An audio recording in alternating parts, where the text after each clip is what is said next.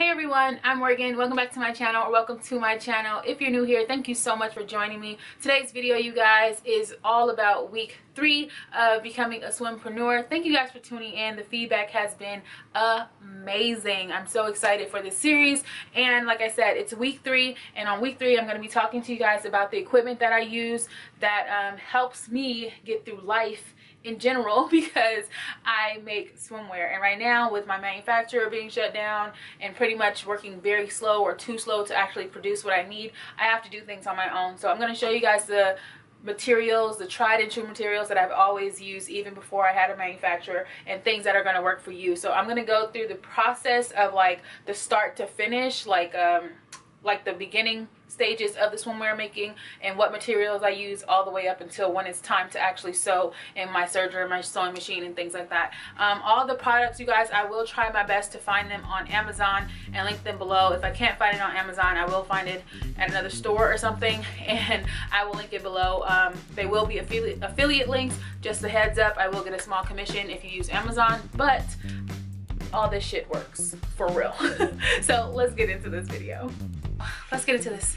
The first thing that you're going to need when you start off making your bikinis or swimsuits, lingerie, clothing in general, is an actual pattern, okay? Your patterns when you are in designing is going to be like your holy grail, you know, because without your pattern, you're just going to be freestyling, and your sizing and all that stuff is going to be jacked up, okay? So what I use for making patterns, and it gets really, people try to complicate this process, but use whatever paper that you have, okay? Whatever paper that you have. I'm going to show you the ones that I use because they're easily accessible, but also they have pattern paper, like actual pattern paper.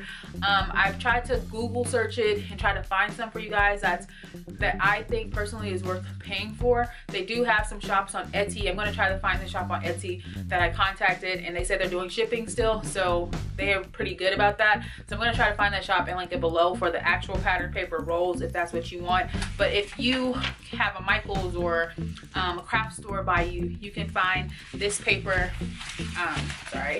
This paper right here is basically craft paper, just regular brown craft paper. I personally got this one from Home Depot. They have this at Home Depot in the painting section, because this is what people use to put on the floor before they like tape it off, and then they put the plastic so nothing gets through to your hardwood floors or your carpet. So just regular craft paper. It's nice because it's flexible and bendable, so if you have to fold it and store it, it's easy to do so.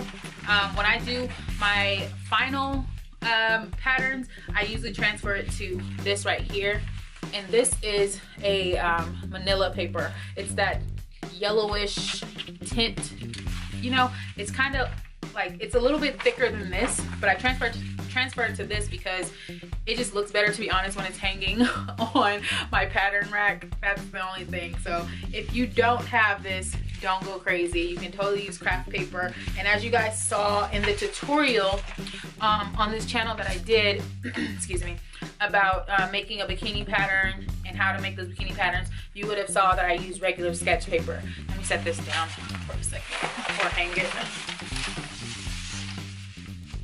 So as you can see, that was on a hanger. This right here, you guys, is on a hook. Let me turn down the lighting really quick so you guys can really see it.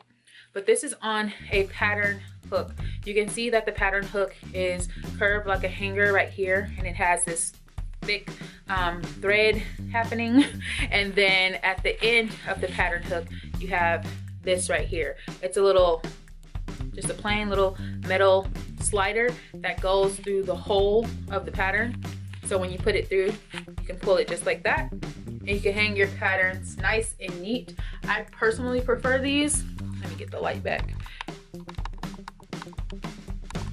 I personally prefer pattern hooks over hangers, just because the hangers, if you put more than like 3 patterns on there, they will start to get tangled because you're going to be using regular twine or rope or whatever, which is also something that I use on this pattern. You can just put a piece of rope, thread, whatever that's thick enough to hold your pattern, and then just like hook it around a hanger, and it works perfectly fine. But if I had a suggestion for you, I would say use pattern hooks. They're a lifesaver. I have them like well, I don't have the package out, but I have them like in bulk. I keep buying these because I keep using them and making new patterns. And again, it's just easy to use. All right, so moving right along from pattern making papers, we're gonna go into what I use to actually draft the patterns, the rulers that I use or recommend, the pens, pencils, markers, all that good stuff. So let's go to my desk and get into this, you guys. So here are some of the things that we're going to get into in this section of the video. I'm going to be showing you guys, I think, 5 rulers that I would recommend that you have, and also what pens and pencils that I recommend that you use when you're drawing your patterns. So the first thing I want to talk about is the pens and pencils, because this is what you need to actually line out, you know, your patterns. I would suggest you getting a finer tip, like a pencil, like a lighter lead. Even if you have a heavy hand, just try to draw a little lighter, like the finer lines, because when you use something dark and heavy, it's very hard to erase, and then it just look a mess, to be honest. So get yourself a pencil. It could be a number 2 pencil, that's completely fine. Just try to use a very light hand when you're marking out your patterns. Now the next thing I want to recommend, and I've mentioned this before in a previous video, is the erasers that usually come with a pencil are not great. You see this? This is a blue eraser. It doesn't erase blue, but when you use this, it doesn't really erase the lines to where they are not visible anymore, especially if you're using like a light hand like I recommend. So I suggest you not use the number 2 pencil erasers, which are the red ones. Instead, get you an actual like artist type eraser. I think these come like the pencil sets. You find them in the art sections. It's just a white eraser. These are amazing, and I've had this eraser for almost over a year now, and look, it's still full. So I barely use it, but when I do use it, it gets the job done. The next thing is a pen or a marker of some sort. This is optional, by the way. You don't have to do this. If you're marking your patterns with a pencil, that's all you need. But for someone like me, sometimes I use lighter materials, and I want to make marks within it, like the notches or like the grain lines or something like that. And instead of using a pencil, I prefer to use a pen or a dark marker, and I use different color markers for different sizes. So that's completely optional. You don't have to do that. You can completely use a pencil. It's just how you feel best when you organize your patterns and things like that. But I do suggest you have something to differentiate what's on your pattern, so you're not just looking at a bunch of pencil marks. So that's that. Now, as far as the rulers, I'm going to show you guys what I recommend because it's important. Now, I use a measuring tape all the time, every single day. You know, this is just my handy dandy measuring tape, okay? First, I'm going to show you guys how to properly measure yourselves with a measuring tape. It's kind of, the light is kind of bright, sorry. How to properly measure yourself with a measuring tape if you are doing something custom, some custom work on yourself, a friend, a family member, whoever, a client, and they want a custom made swimsuit from you. And I've had the question asked in a comment just recently. So how to take your measurements properly for swimwear design. Let me turn down the light a little bit. So the first thing you want to do is take your measuring tape, and you want to measure your bust area. So you would take this and you would go around the fullest part of your bust area.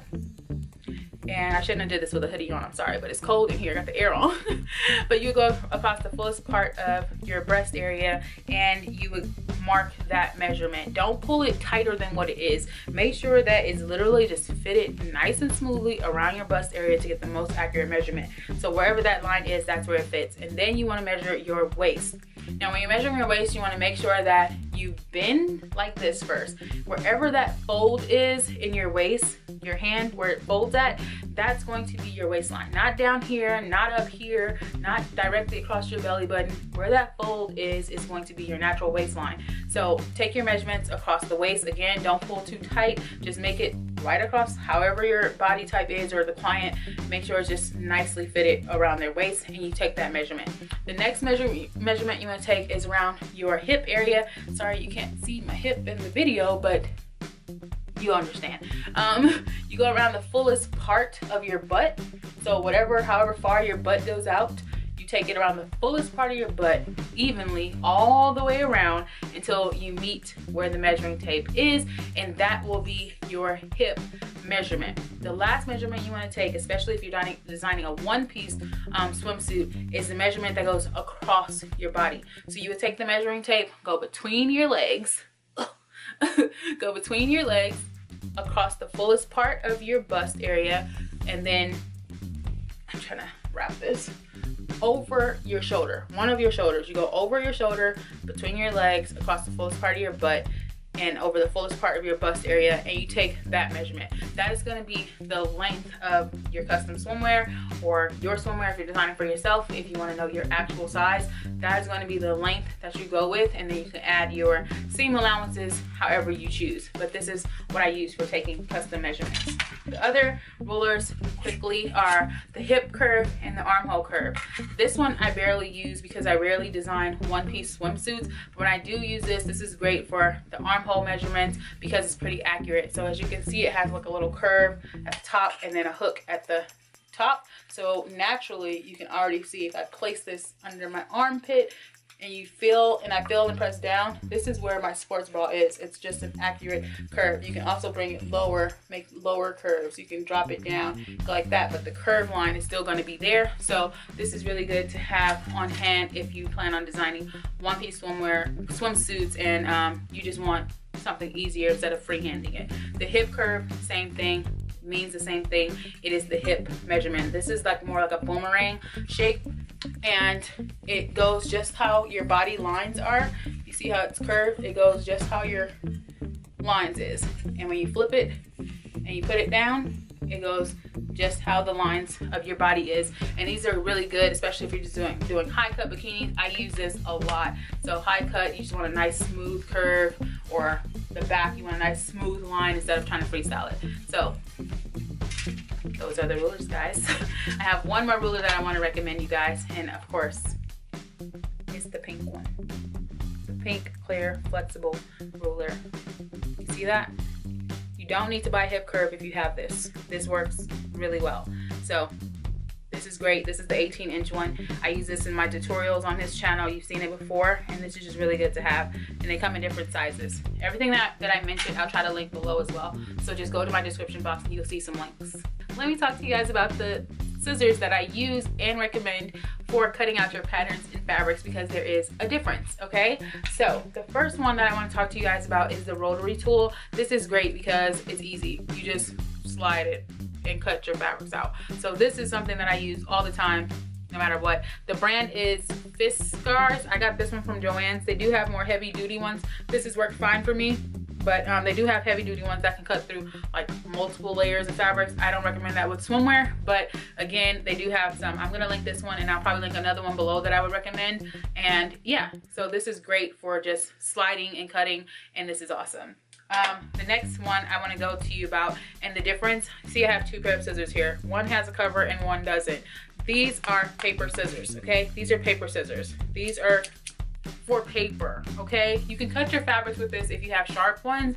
Again, I don't recommend that. Get yourself a good pair of fabric scissors. These fabric scissors are amazing, and I'll tell you why. I'm not gonna get too close. These are super sharp, like very sharp. These are not to play with. These are dangerous. I personally think it's a weapon, but these are not so great to have lying around if you have small children. That's why it comes with a cover as well, because they are so sharp. When you close these, they have a very fine tip.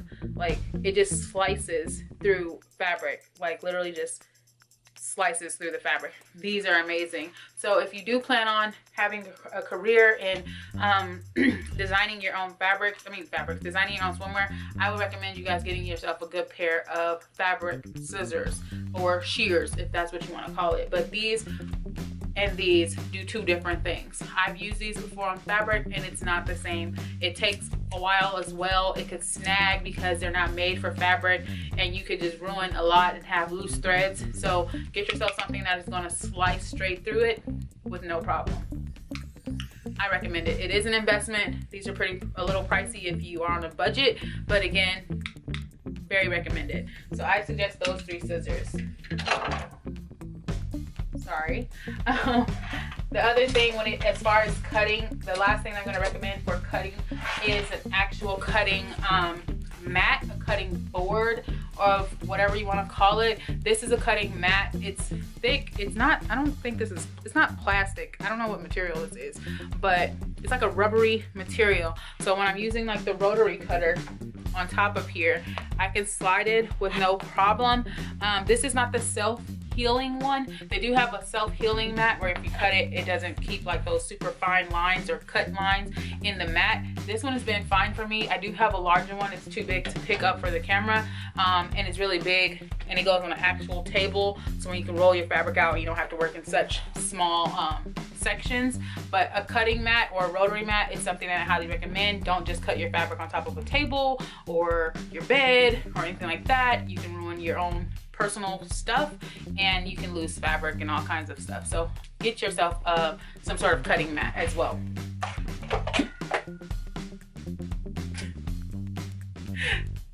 Today's filming process has been a mess. Anyway, let's get into the next part, you guys. I'm going to talk to you guys about the elastics that I would recommend, as well as the threads. So let's get into that real quick.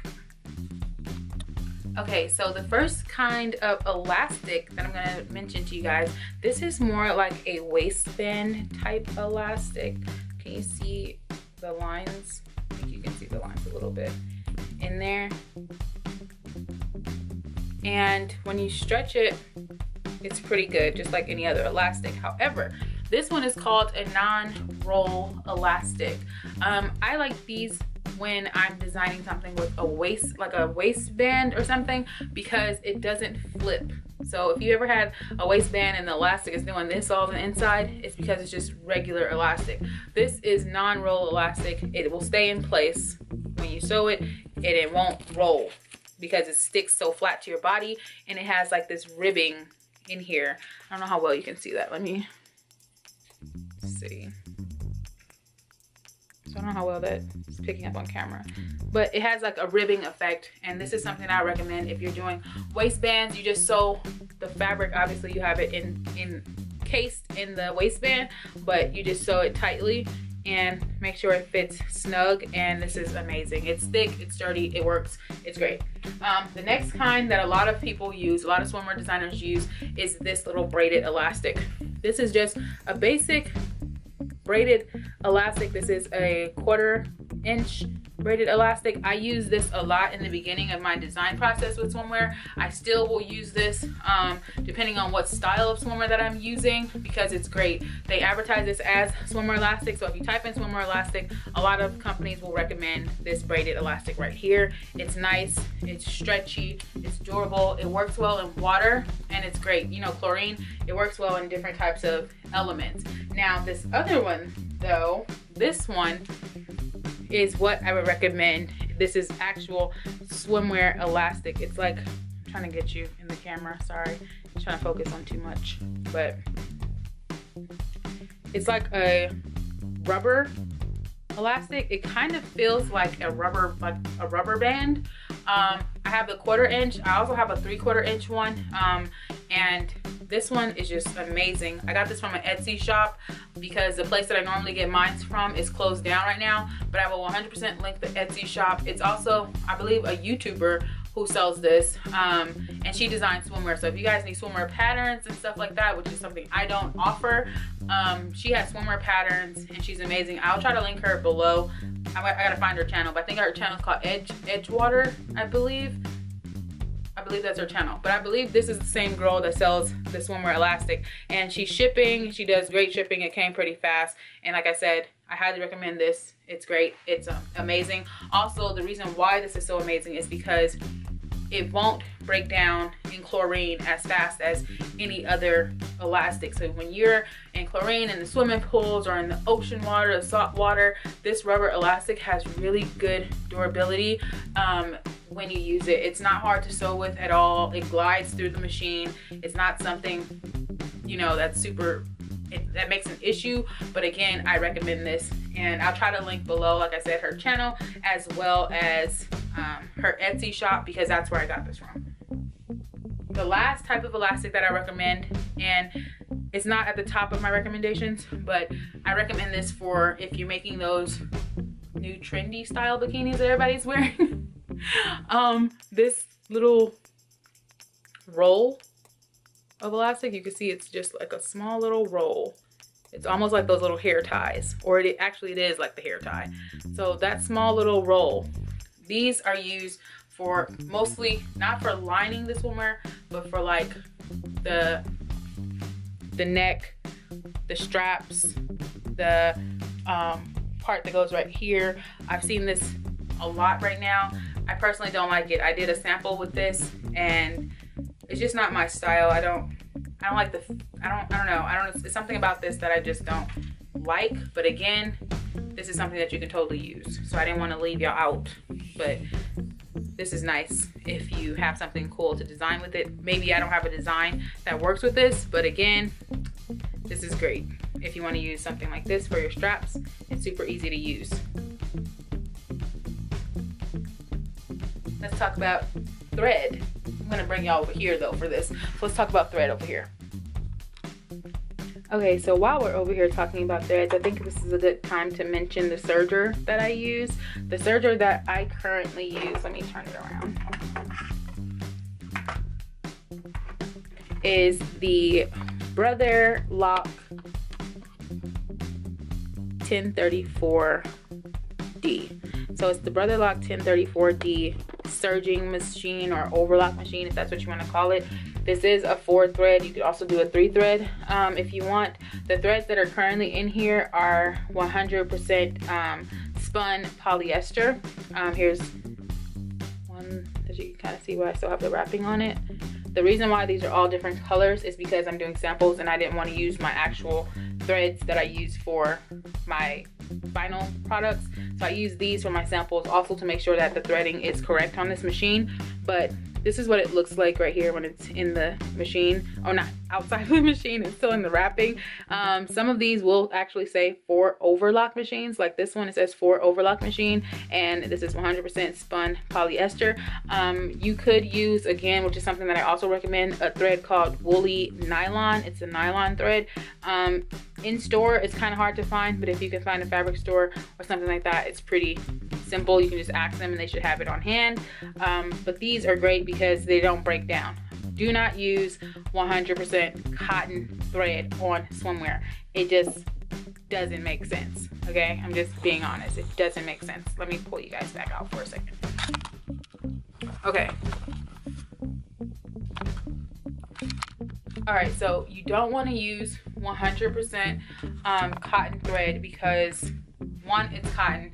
2, when you're using something that's 100% cotton with materials that are made to stretch, swimwear materials that are made to stretch, or swimwear supplies in general, that cotton material will break down and deteriorate against these type of fabrics, and you're gonna have a lot of popping, a lot of threads popping. The swimsuits won't last as long. They will last a while, but they won't last as long, and the quality just won't be there. Also, because when you use 100% cotton threads in certain machines, it just doesn't work out right, because 100% cotton threads tend to be a little thinner for some reason. I'm not sure why. I don't know the science behind that, but it's just not so great. So I would suggest, if you're doing swimwear, to get you woolly nylon. I don't know where that thread is right now, but get you a woolly nylon thread or 100% spun polyester, okay? If this is made for an overlock, great, use it on here. There are certain threads that just don't work on this machine, so keep that in mind as well. Also, for the sewing machine, I use my sewing machine a lot. Let me grab it. Ugh. I keep it under my desk because I don't use this until I am in the final stages of certain types of swimwear. I use this for what is it called? My mind just went blank, but I use this if I plan on doing a certain type of zigzag stitch. If I don't have like a seamless swimsuit, I'll use this for a zigzag stitch. I'll use this for the cover stitch as well, because I can use a twin needle, and I'll show you those in a second. I can use a twin needle and make my life a lot easier. But again, I don't really pull this machine out until I'm in the final phase of finalizing those seams, because it's just too much on the desk sometimes. So I prefer to keep this down below until I need it. But this machine is amazing. It also has an embroidery feature on here. It's not like something super professional as far as embroidery, but it has an embroidery setting on here, and you can do a lot of letters and different symbols and things like that. It has so many different stitches. It has different decorative stitches on this machine. It is digital. You can set your threads and length of the threads and things like that. Again, all these different types of stitches on this machine. And this is the Brother SQ9185 computerized machine. When it says computerized, it means that it has an option for you to not need to use the presser foot, which is the part where you press down with your foot to make the machine move. You can do this, just literally just press this button right here. You can press this button and the machine will do the work for you. All you have to do is really just guide it at some points, but it'll do the work for you. And it has speed settings. You can go super slow or super fast, so it's great for beginners. It's beginner friendly. This is also very good for if you're a professional. I've never had an issue with this. This has given me professional quality on a lot of my designs, so no complaints. Again, I'll link it below. All right, so we've talked about sewing machines, we talked about elastic, we've talked about pattern papers, we talked about the pens and pencils for the patterns, the scissors that I recommend, the rulers, we've talked about the pattern hooks. Let's talk about the different types of needles that I recommend. This is probably gonna be really simple to discuss, so it won't be that long, but let's get into the needles, and then I'm gonna go back to this so I can explain what this stitch actually looks like so you guys know what this does. So just give me a minute on that. But the needles that I would recommend, see these needles, these are the needles that you would use to, whoa, it's not focusing. The needles for actually pinning down your fabrics. I prefer these small, fine, these are super sharp and fine over the ones that have like a little ball tip, because they're just too long for me. I like the shorter needles because these are sharp, they go straight through the fabric, they don't snag or anything like that. And these are Dritz, I think that's the name, yeah, Dritz needles. You can pretty much find these everywhere. They're the silk pins, they're rust proof, they're great used for silk and synthetic fibers, and they're just really good. I've never had a problem with these. Now, as far as sewing needles goes, if you don't have a serger, don't worry about it, because you can 100% just use a regular sewing machine like I just showed you to do all of your swimwear needs. This is just something that is a holy grail when it comes to me, because I design a lot, I design a lot, and this is just a necessary tool for me. You don't need it right now, don't get it. Don't waste your money. But as far as the needles that I would use for my machines, now this one is a twin needle right here. I suggest you get one of these. If you do not, they have the universal ones. If you have a certain type of sewing machine and you can't find it for your brand, they have these for the universal kind. So this is a twin needle, and that's basically just a double needle for your sewing machine. And the reason why I like this is because these are good for cover stitches, also because you're going to be using double the thread, which means that the security of your garment or your swimsuit is going to be better when you use this double needle, especially if your regular sewing machine has the double needle feature. So look at your sewing machine manual and see if you can actually use a double needle, and if you can, get one, okay? The other two are pretty simple. This is a universal needle set, which means it fits in all sewing machines because it's universal, and it's different lengths and things like that. These ones in particular are good for wovens, knits, leathers, denim, because they have different numbers attached to the needles. So the different numbers are basically the different sizes of the needles, but as well as like how pointy the tip is, because you don't want to be using something super sharp on like a jersey knit, because it's just going to stab through the fabric and mess it up. So these needles are really good for different types of sewing projects. The last needles that I use mostly when I'm designing my swimwear are stretch needles. These go by exactly what they say. Stretch needles are good for stretch fabrics. All needles are not equal, okay? I use a lot of stretch fabrics with my materials and when I'm sewing, so stretch needles are a necessity. I have stretch needles on my machine right now on this one as well as my other one, because I sell swimwear, and stretch needles are good because these are made for those fabrics in particular, so that it's not snagging, so that it's not stabbing big holes into your patterns, or not your patterns, into your fabric, so that the thread isn't getting wound up in the bobbins and things like that. So these are great for stretch fabrics. And lastly, I'm going to pull you guys in and talk to you guys about this machine. But first, I'm going to show you a swimwear piece with this stitch on it, so you guys know exactly what I'm talking about when I say why I use this machine. So let me grab the bikini bottom and show you what this stitch actually looks like. See if the camera will actually pick it up for me. Is it on this one? It is. You can't see it because it's like folded in. Let me show you on my sweater. I think that'll be easier. Yeah, okay, so look. An overlock does this stitch. If you flip almost any item that you have in your wardrobe inside out, you will notice an overlock stitch. It's kind of hard to show you guys with just like all pink, but that is an overlock stitch. So you basically do this on the inside of your pieces, and then when you flip it out, as you can see, you can't see the overlock stitch, but instead you see a cover stitch, and I'm pretty sure this was done with a double needle. That top stitch right here and the bottom stitch, that is a double needle cover stitch, and you can see it is flawless. So that's something that would happen when you do that. Now with swimwear, like you can't see the overlock stitch because it's on the inside, and then they flipped it over like this. And what you would do on a regular machine is a zigzag stitch all the way down, because zigzag stitch are made for stretchy fabrics. So as you can see, I don't know how well you can see that. Let's see, but you can see how that's a zigzag stitch right here. That's what they use on this bikini in particular. This is one of my boutique items, one of the pieces that I bought wholesale. So this is how you will notice the difference. You can do this with any of your swimwear pieces that you currently have on hand. Just go through your swimwear, look at all the stitches, and you will see exactly what I'm talking about as far as the overlock and the regular machine. This is a regular machine. This is just zigzags right all the way across.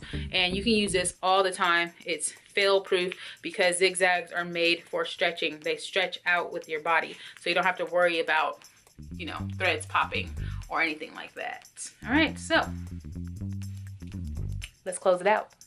Okay, you guys, so I pretty much went through my whole catalog of what I use for when I'm designing my own swimwear, the process start to finish, and what machines and things like that I use, the supplies that I use, the materials that I use. I think I covered it all. The only thing that I didn't cover, and I'm sorry, I should have mentioned this earlier, is a loop turner. This is great for when you're making the straps and things like that. You just put the loop in, pull it on out, and it comes out perfectly fine. An example of what that means is these. This is a sample. I'm not gonna show you the whole thing, still working on it. But these little strings like this, the tie strings, the neck ties, the little pulley ties, you need a loop turner for something like this. All you do is, when it's flipped inside out, you put it in and pull it out. I have a tutorial coming up, you guys, on what I do and how I use these machines. Just bear with me. Those tutorials are kind of hard to film, the angles and stuff, but I am working on that, so you guys can get to see this. This was not a tutorial video for week 3. I just wanted to show you guys some supplies that you probably need on this journey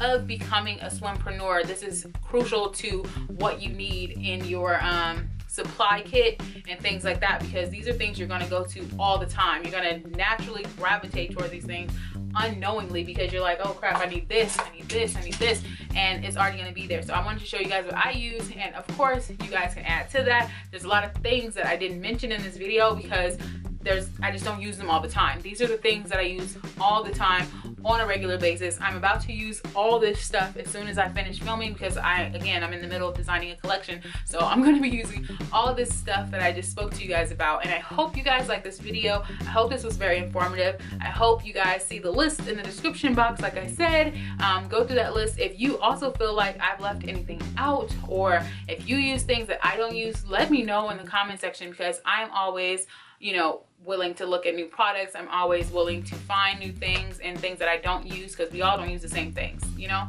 So thank you for watching, thank you for tuning in, thank you for enjoying this series of becoming a swimpreneur. I'm so excited for everybody. You guys are DMing me like crazy, and you guys sending me emails and stuff. Thank you, I appreciate it. I'm here with you. Teanyway, like, subscribe, hit the notification bell so you don't miss out on any future uploads, and I will see you guys later. Peace.